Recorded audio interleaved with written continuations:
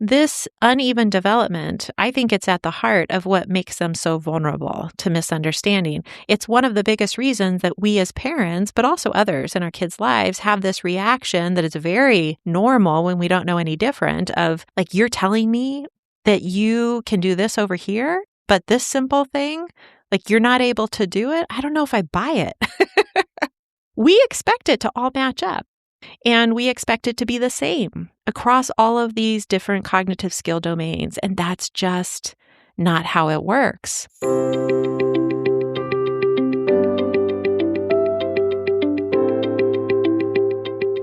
Hi there, and welcome to the Brain First Parenting Podcast. I'm your host, Eileen Devine, and I am a therapist, parent coach, and educator who supports parents that are raising children, teens, and young adults with brain-based differences and challenging behavioral symptoms.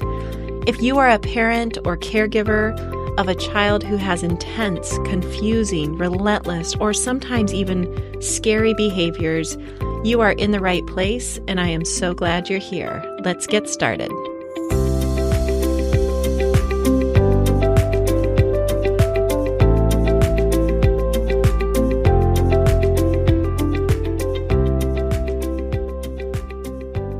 Welcome back to the Brain First Parenting Podcast. I'm your host, Eileen Devine.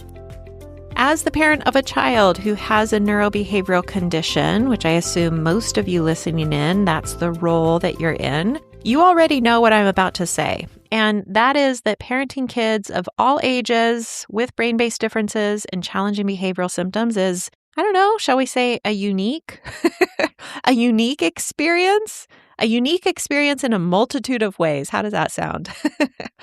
As a parent of a child whose brain and nervous system function differently than expected, you have to rethink everything you thought you knew about behavior, about parenting, about building connection with your child, all of that and more. I would say, from my personal experience as a parent, but also drawing from my professional experience, thinking about all the different stories that parents have trusted me with over the past 13 years or so, that nearly every aspect of this parenting experience is different than you expected. And that definitely doesn't mean that it's all negative or hard ways. There are some really beautiful and sweet aspects of this parenting experience that are a part of what makes it so unique. But there are some aspects that are definitely harder. You, of course, know that. I know that. And if you've been listening to this podcast for any length of time, then you know that the reason for that isn't as simple as, my child or my tween or my teen, they're just a difficult kid and I just need to find the right punishment that finally gets them to behave once and for all. If it only were that simple, right? It's way more complex than that, and it has nothing to do with your child's character. They are tenderhearted. They want to do well despite the behavior you are seeing in front of you. It has everything to do with how they are living with this serious physical difference or disability, one that has changed the architecture and functioning of their brain and their nervous system, while navigating a world that does not recognize this and provides them with little to no accommodations for their differences. That is the behavioral lens at play, which we've talked about many, many, many times on this podcast. What I want to talk about in today's episode are the kids whose brain-based differences or disability is largely invisible to those around them. This is going to be especially important for parents of tweens and teens listening in because as kids grow older into bigger bodies, those around them, parents included, start to make assumptions about what they can do. And sometimes we miss the mark, right? Myself included. So let's talk about these kids where their differences are more invisible. These are the kids who can hold it together enough of the time that it's expected they will do this all the time. These are the kids who can talk as though they understand what's going on. They have all the vocabulary and the speech skills of a child their age. They sound like their peers when they talk. These are the kids who often do fairly well academically. They may need some additional support, but it's pretty minimal. And they are more or less where their peers are with reading and math and that kind of thing. So they don't stand out significantly in that way.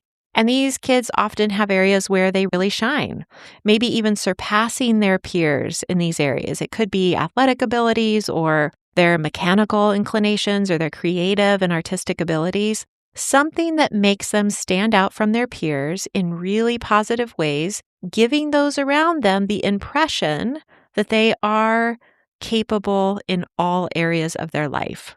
They are definitely the kids who do not have any outward signs of having a serious illness or a disability in the way that our society has been accustomed to thinking about this.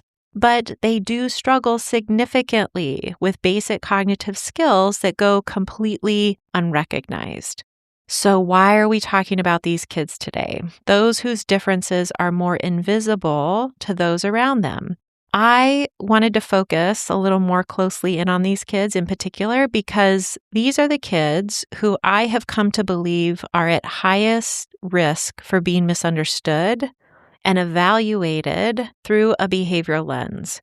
What I have seen play out time and time again with the parents that I work with is that the more invisible a child's difference or disability, the greater risk of them being punished for that disability instead of being provided with accommodations. Now, let me be crystal clear in saying that if you have a child whose difference or disability is more obvious, it does not mean that they are not at risk for being punished for their brain-based differences, not by a long shot. I would probably put myself into that category as a parent in relation to my 17-year-old. I mean, people pick up pretty quickly on the fact that she has differences. It's pretty immediate after spending just a few moments in conversation with her. And yet, I have absolutely seen her misunderstood and punished for her neurobehavioral condition. So kids like her, where it is more obvious, they are not immune to this. But I do think it's worth our time to focus a little more closely on this group of kids where it is more invisible, because there are some unique qualities to that experience. And I want parents of those kids to really be able to identify themselves, their kids in this, and to also make sense of it. What I see playing out with these kids over and over again is that it is very difficult for parents to get these kids in particular the intensity of accommodations and support they actually need because, like I mentioned earlier, how capable they can appear in other areas of their life. And in order for the parent to be able to advocate effectively, they themselves need to begin to peel back those layers, right? And see clearly the depths of their child's struggles. They need to get clear on that because it's often invisible to them too, which is one of the reasons why things have been so hard for so long. Nobody teaches us this as parents. And so as parents, now that we have this other lens, this brain first lens, we have to get clear on what all this means and what exactly is happening with our kids' brains and our nervous system. An aspect of this, a really foundational aspect, is understanding the asynchronous development that is so universal with these kids who have brains that work differently. We've talked about this before on the podcast. It's where a child has strengths and excels in one area, is very aligned with their same age peers in those areas. Then there's all these other areas where they're more or less where their peers are, but maybe a little bit what we'd consider behind. And then there's this other area of skills where they are lagging way behind in terms of where society expects them to be. And understanding where the gaps are with all these different skill sets is a really important piece of this so that we can see, yeah, it is uneven. That's how this development happens. And then we can explain it to other people in our child's life. This uneven development, I think it's at the heart of what makes them so vulnerable to misunderstanding. It's one of the biggest reasons that we as parents, but also others in our kids' lives, have this reaction that is very normal when we don't know any different of, like, you're telling me that you can do this over here, but this simple thing, like, you're not able to do it? I don't know if I buy it. We expect it to all match up, and we expect it to be the same across all of these different cognitive skill domains, and that's just not how it works. So I just want to acknowledge that when your child presents so typically at times and is so capable in some areas, it can be really hard as parents to fully grasp the impact that these differences have on their day-to-day functioning. It is very understandable and very easy to fall into that behavioral lens mindset that this behavior is being done on purpose and is manipulative, and that they could do better if they really applied themselves or just cared enough. So as we talk about all the time here on this podcast, the work begins with us. We have to see our kids' brains and nervous systems clearly so we can then help others see our kids through this lens. And so that we can do it with full confidence, we know that we can articulate it clearly and accurately. The other common pattern that I see with these kids in particular is that there might be some recognition that they need some amount of accommodation, say in the school setting, because let's say they have a diagnosis that alerts those around them to this need. Let's say they have an ADHD diagnosis. So they get an accommodation like extra time taking tests and exams. That's a great start. That's a really wonderful accommodation. And it's definitely a very common accommodation because it is so effective for many of these kids. But again, the depths of their lagging skills is not fully recognized, and so that's where it stops. So when that middle schooler or that high schooler goes in to take that exam and they have the extra time, but they just sit there, it looks like that's a choice. It looks like they're not motivated or they're being defiant in some way. When in actuality, there are all these other lagging cognitive skills that are getting in their way in that moment and still need recognition and then accommodating, like the inability to get started on the test or the exam, or the inability to follow multiple steps, even 2 or 3 simple steps at a time. Those are just a few that could be at play in that moment. Another misconception about these kids, who again can appear so neurotypical in so many ways, is that they have a full grasp on what's happening around them. What I mean by that is what you've heard me say before on this podcast is that they can talk the talk, but they can't walk the walk. I cover this more fully in episode 15 of this podcast.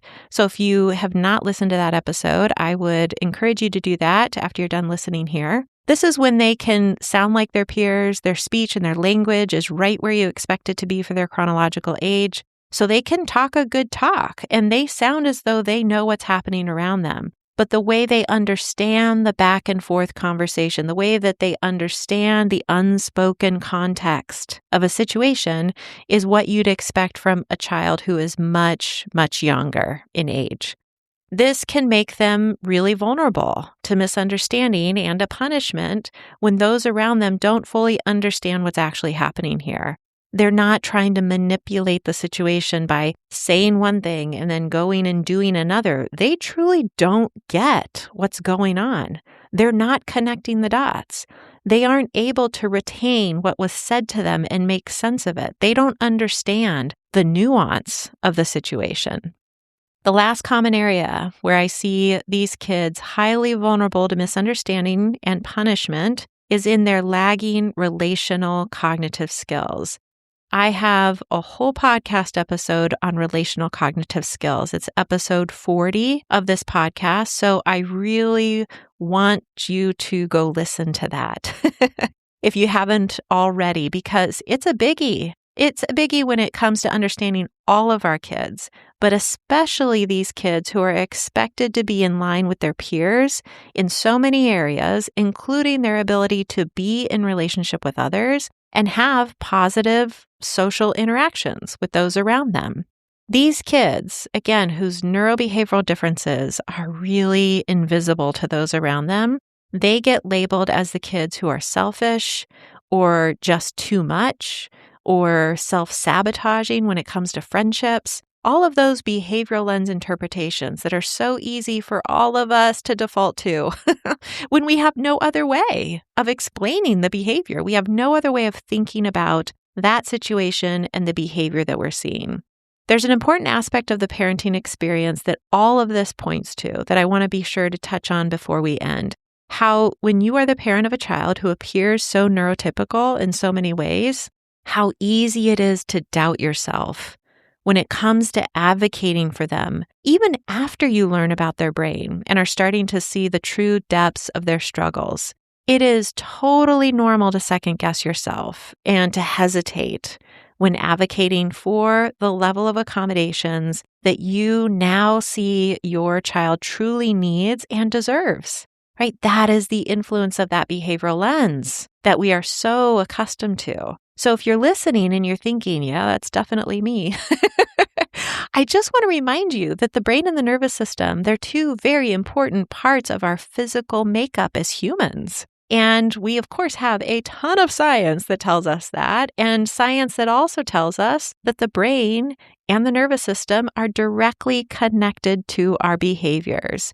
To provide individuals with physical differences or disabilities with the accommodations that they need to navigate a world that is set up for able-bodied, neurotypical individuals, it is just, it is fair, and it is a very acceptable practice. So acceptable that it is protected by law, right? I'm not suggesting that it's easy to hold this perspective and that it's always comfortable to let this lead the way, but I do want you to remember this foundational piece of information when you reflect on, what your child or tween or teen really needs to be successful in their environment. My hope is that you feel supported by hearing this and you feel more confident in advocating for them in all the ways they need and deserve. Because I also know that even when you see it clearly, when you know in your core that this isn't your kid just being a bad kid, that they are drowning in this environment that is just too much for them in so many ways,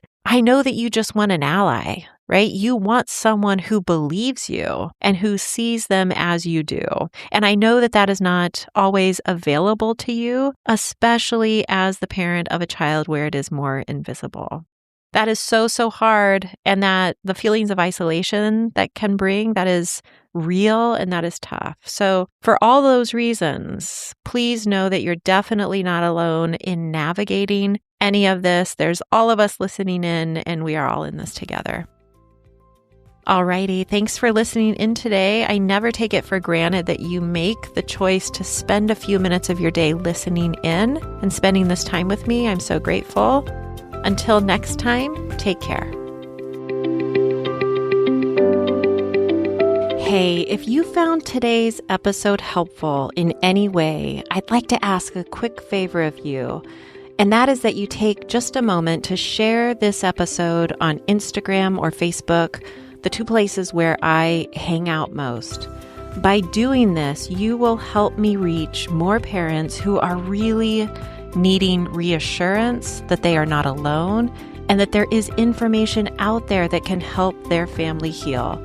Thanks so much in joining me in my efforts to reach them and support them. It is so appreciated.